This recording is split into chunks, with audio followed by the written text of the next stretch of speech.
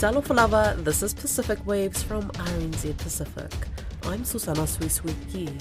Coming up, Fiji's HIV epidemic a concern for the region. Fiji is a gateway country to other Pacific islands. We're not going to be immune from what happens in Fiji. Low measles vaccination rates in Aotearoa worrying experts, and enjoy this one, folks, wherever you're watching, right around Australia, right around the world. Toa Samoa annihilates Tonga.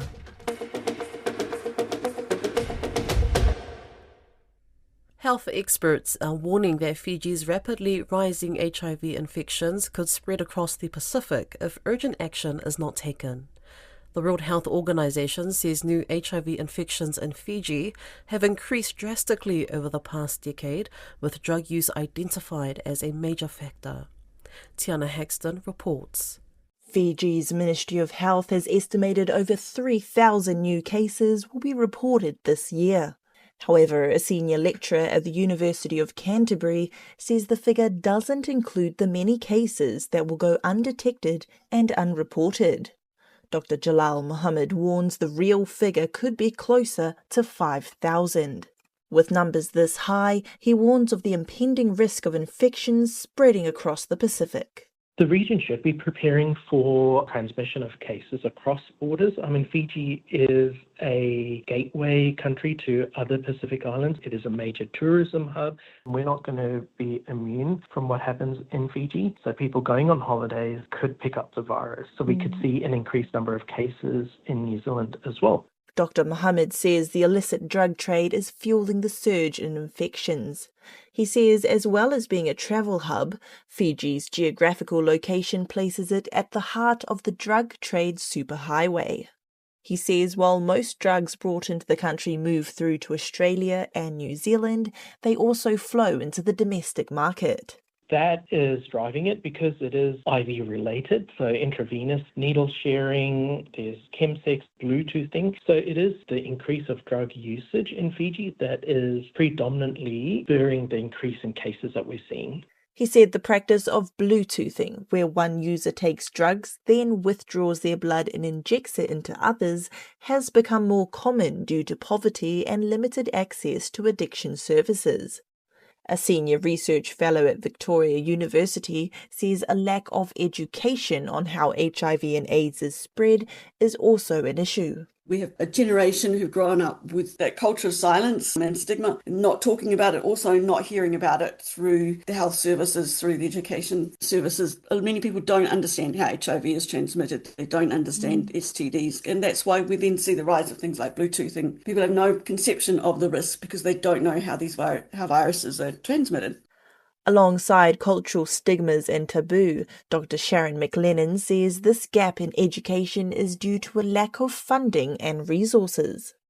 She says Fiji's health system has been struggling to respond for years. Fiji has a fairly unstable political history in the last few decades, and the health system suffered through a lot of that. If you've been to Fiji and been around the hospitals, the infrastructure is very old. It's not able to be well looked after. Staffing issues are getting worse. So we have a health system with limited capacity to address a crisis. The head of nursing at the University of Fiji says the response must include cultural and community leadership. Professor Kisi Ravono says by involving the traditional Vanua system, the community stigma can be overcome. We must incorporate the traditional chiefs, the elders and the community leaders to get an effective HIV response running. These are the people who hold authority and influence within the indigenous Fijian communities. Getting them educated on drugs and the risky behaviors, they can take that back to their communities and take responsibilities for the well-being of their people. Health leaders from 38 countries met in Fiji last week for the 76th session of the World Health Organization's Regional Committee for the Western Pacific, a side conference focused on tackling AIDS and HIV across the region. The director of UNAIDS regional support teams, Eamon Murphy, says less than half of the people living with HIV in Fiji are receiving treatment. Mr. Murphy says epidemics are growing while donor investments fall. What story will we tell about HIV? Will the dream of ending AIDS by 2030 be realised, or will it fail at the foot of funding cuts and complacency? Although we know what to do, our efforts are not meeting the moment. Just when targeted prevention programs for communities are most needed, support is dwindling. This could form the perfect storm that derails the goal of ending AIDS. He says the region needs more sustainable funding to beat AIDS and HIV. The World Health Organization says it is vital that governments, civil societies and communities work together. It says a stigma and discrimination-free environment is crucial to eradicate AIDS and HIV across the region. That was RNZ Pacific's Tiana Haxton with that report.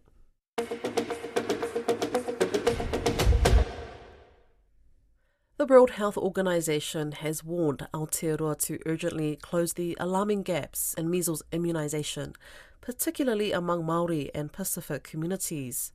A WHO review last year found measles vaccination rates were at their lowest since 2012 and said the country was at risk of another large outbreak if those gaps weren't filled.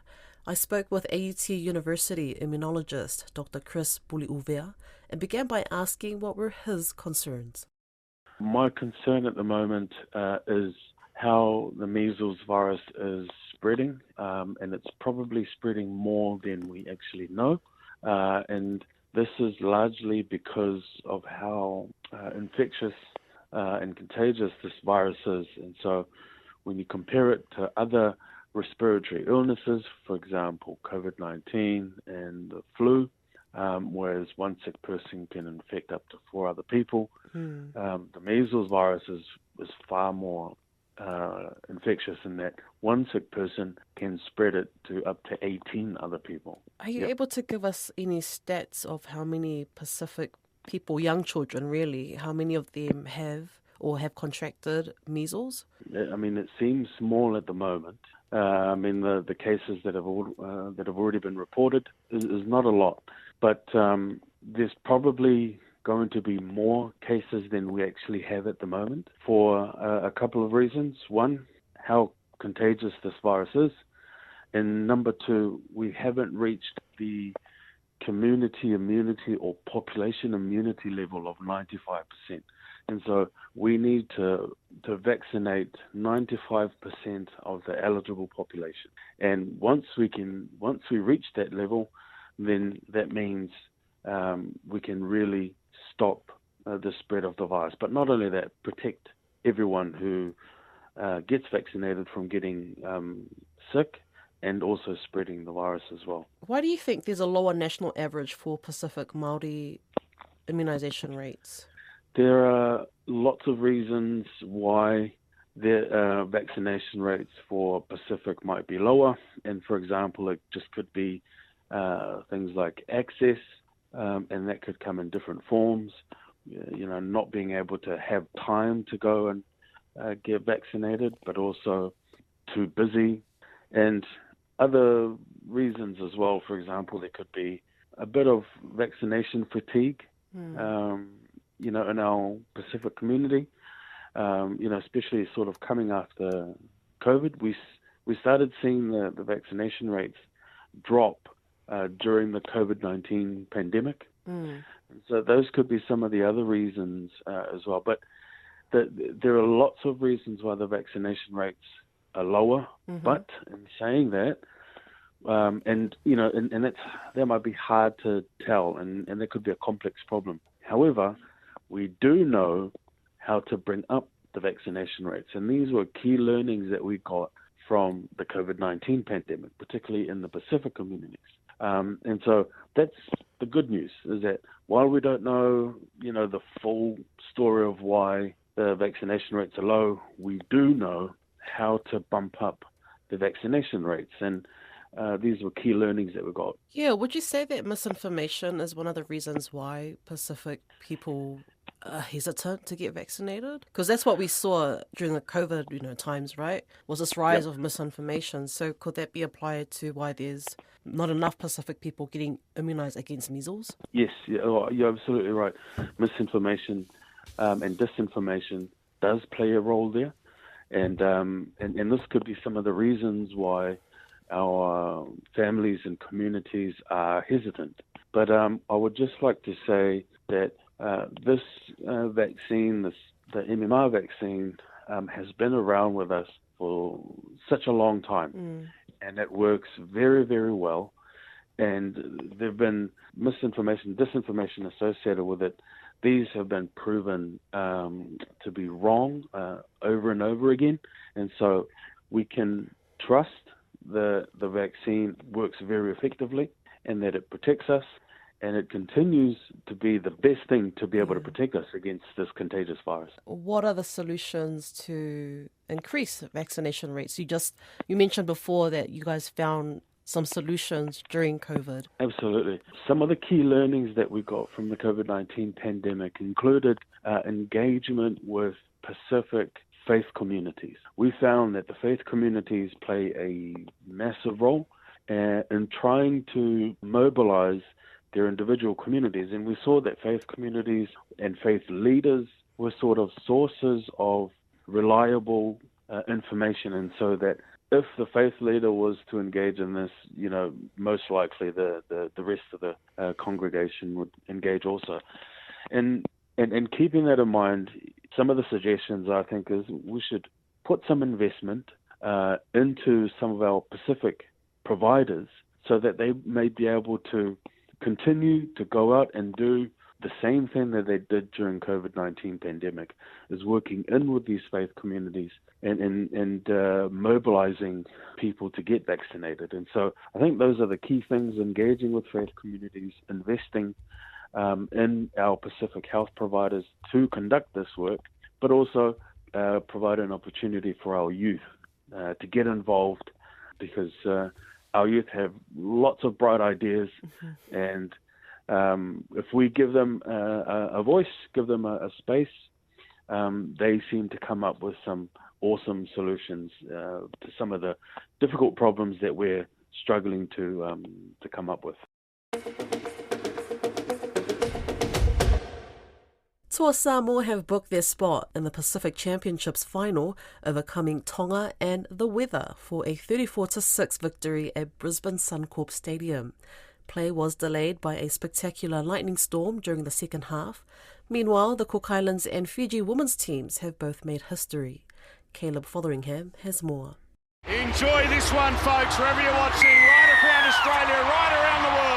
Samoa playing a dominant game from the start to the end, even after a forced 90-minute break. Captains, quick The captain's over. Let's listen. Ground manager's in form. We've got to stop because of the lightning.